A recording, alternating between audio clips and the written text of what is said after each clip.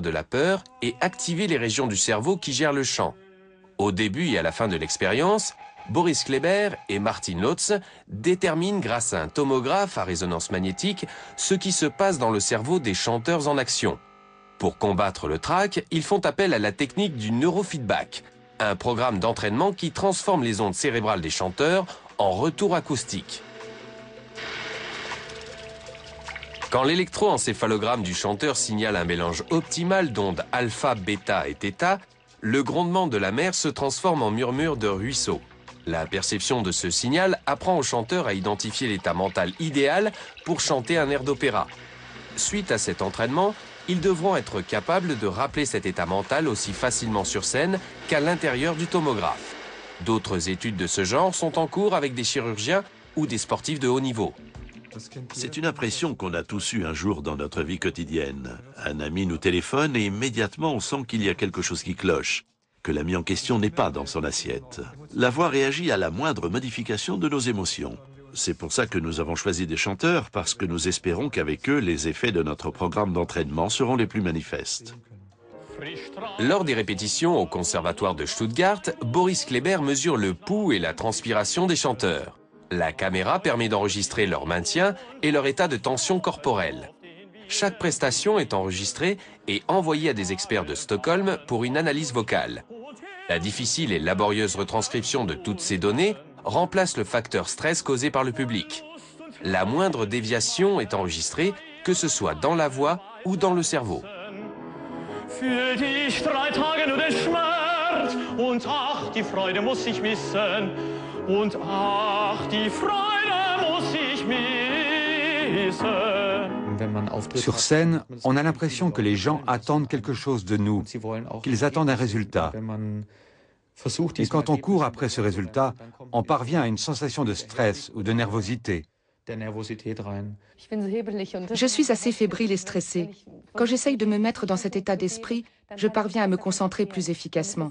C'est comme si je n'avançais plus sur plusieurs rails en parallèle, mais sur un rail unique. Les choses se passent de manière détendue, sans que je doive faire le moindre effort. Cette sensation d'absence d'effort a pour effet de neutraliser une zone du cerveau appelée amygdale. Cette structure, de la taille d'une amande, est essentielle au décodage de nos émotions. Elle identifie instantanément d'éventuels dangers et nous prépare par réflexe à la fuite, au combat ou à l'immobilité. L'amygdale peut nous sauver la vie, mais sur scène, elle est cause d'angoisse et de trac. Grâce au retour sur leur écran d'ordinateur, les chanteurs apprennent à pondérer l'effet de leur amygdale sans qu'ils sachent d'ailleurs très bien comment et pourquoi. Chose étonnante, les autistes présentent une activité modérée de l'amygdale. Et plus de la moitié des autistes de haut niveau sont atteints d'autisme typique. On observe le même phénomène chez les autistes de haut niveau musical. Ils ne souffrent pas du trac avant un concert parce qu'ils ne s'attendent pas à faire une erreur. Qu'ils jouent devant le président, à la Maison-Blanche ou dans une maison de retraite, pour eux c'est la même chose. Je trouve cela assez démocratique et très sympathique.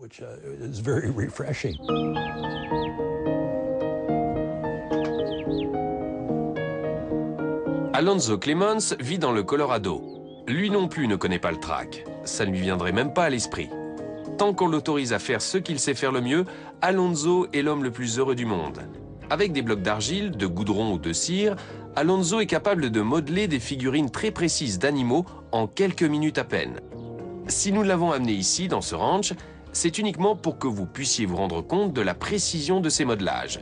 Car Alonzo n'a pas besoin de modèle. De ce point de vue, c'est un génie. Il façonne cette figurine sans jeter le moindre coup d'œil à ses chevaux. Par contre, il a toutes les peines du monde à prononcer une phrase complète.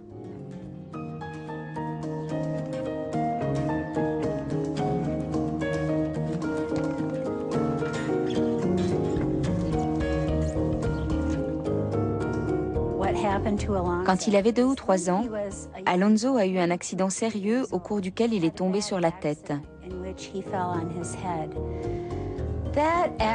Cet accident a causé des lésions graves dans son cerveau. Le cerveau d'Alonzo ne s'est jamais pleinement remis de cet accident. Il ne sait ni lire, ni écrire, ni calculer, et il ne saura jamais conduire une voiture. Quand il parle, seuls ses amis parviennent à le comprendre.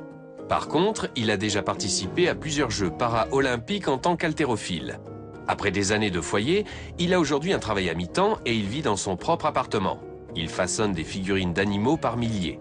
La plupart de ces animaux, Alonso ne les connaît que pour les avoir vus dans des livres. Sa faculté à transposer ses photos en figurines tridimensionnelles est l'une des aptitudes les plus énigmatiques qui soit pour un autiste de haut niveau. Certains experts pensent que des aptitudes semblables sommeillent en chacun d'entre nous, mais qu'elles sont dominées par des facultés plus complexes, comme le langage par exemple. C'est quel type de cheval? Un cheval sauvage. Un cheval sauvage? Un Mustang? Oui. Au cours des dernières années, il a manifesté un grand intérêt pour les sculptures qui associent un animal et une personne. Ce que je trouve fascinant, c'est que le processeur de l'autisme de haut niveau, ce câblage de son cerveau, fonctionne parfaitement lorsqu'il s'agit de sculptures d'animaux, mais il est incapable de traiter les formes humaines. Pour l'heure, il n'existe aucune théorie à même d'expliquer les facultés hallucinantes des autistes de haut niveau. Mais tous les humains, dont l'hémisphère cérébral gauche est endommagé, ne sont pas capables des mêmes prouesses qu'Alonso. Alonso fait partie d'une centaine d'autistes de haut niveau connus dans le monde pour leurs facultés exceptionnelles. Pour lui, façonner des figurines est une nécessité. C'est plus fort que lui. Quand Alonso était dans un institut spécialisé, on lui a enlevé sa glaise pendant un certain temps en lui disant « Tu dois apprendre à te peigner et à lasser tes chaussures. Quand tu sauras le faire, nous te rendrons ta glaise. » Dans le dortoir où il vivait, il y avait des vitres à carreaux. Il arrivait régulièrement qu'il y en ait de cassées. Il était très observateur. Il avait remarqué que dans ce cas, l'homme chargé de l'entretien ne tardait pas à venir remplacer le carreau, à enlever le verre brisé, à mettre un nouveau carreau qu'il fixait avec du mastic. Dès que l'homme était sorti, Alonso grattait le mastic autour de la vitre pour pouvoir sculpter. Qu'il s'agisse de figurines d'animaux ou d'accords à la guitare, au bout du compte, c'est notre cerveau qui détermine ce pourquoi nous nous passionnons ou pas. Car il calcule en permanence si cela vaut la peine de faire un effort. Mon cerveau fonctionne comme le vôtre. À l'intérieur de mon tronc cérébral se trouvent deux structures qui activent les zones de la créativité dans mon cortex par le biais d'un stimulant, la dopamine. Plus ces structures libèrent de dopamine, plus je m'agite. Alors qu'un manque de dopamine me rendra plutôt amorphe. Le même neurotransmetteur agit par conséquent sur deux systèmes, celui qui gère ma créativité et celui qui gère ma personnalité. Jusqu'à aujourd'hui, je ne savais même pas le nom de ces deux systèmes. En l'occurrence, il s'agit de la substance noire et de l'aire tegmentale ventrale. Ce qui est intéressant, c'est que l'aire tegmentale ventrale intervient dans notre système de récompense. C'est-à-dire qu'à partir du moment où elle espère une récompense, elle va libérer de la dopamine. Et la créativité est toujours stimulée par l'espoir d'une récompense. C'est toujours à ce moment-là que se libère la dopamine. Exemple, je suis en danger et si je suis créatif, je vais trouver un moyen de me soustraire à ce danger. Ou bien j'aimerais bien avoir le prix Nobel et il faut que je réfléchisse au meilleur moyen de l'obtenir. Ou alors je veux gagner beaucoup d'argent, composer une symphonie. C'est dans ce genre de situation que la dopamine se libère et mes systèmes se mettent à faire des choses qu'ils n'ont jamais faites auparavant.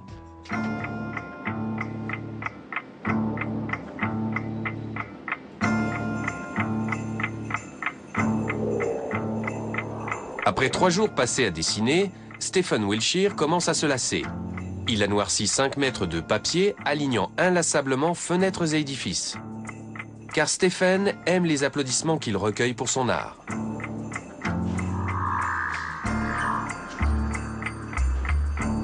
À gauche du panorama, il est arrivé aux ruines du Forum. Annette, sa sœur, est aussi heureuse que lui. Stephen a tenu son pari et il semble satisfait de son travail. Pourtant, une question un peu mesquine, il est vrai, nous taraude encore. Quelle est la précision des capacités de mémorisation de Stephen? Est-il exact que la vue aérienne ne permette d'apercevoir qu'un seul coude du Tibre?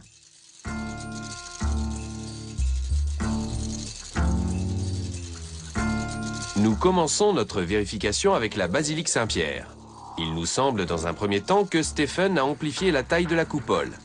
Mais il en va de même qu'avec la courbe du Tibre. Le dessin de Stephen est d'une exactitude saisissante.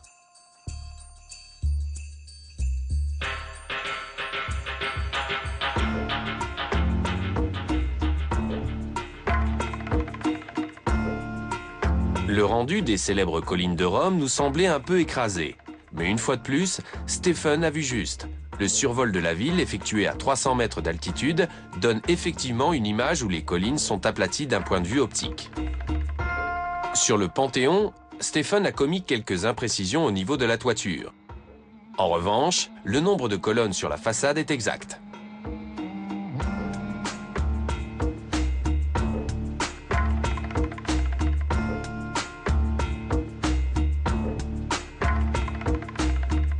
Pour le Colisée, l'un des monuments les plus compliqués, Stephen a été d'une telle précision que la vue aérienne et son dessin se fondent l'un dans l'autre, jusqu'au cintre de la moindre voûte.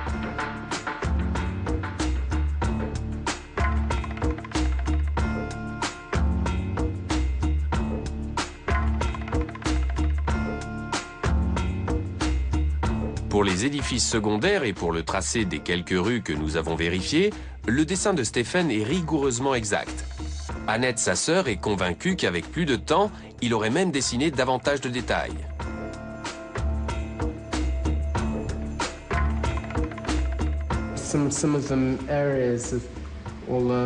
Dans ce quartier, il y a beaucoup de détails dont il faut se souvenir.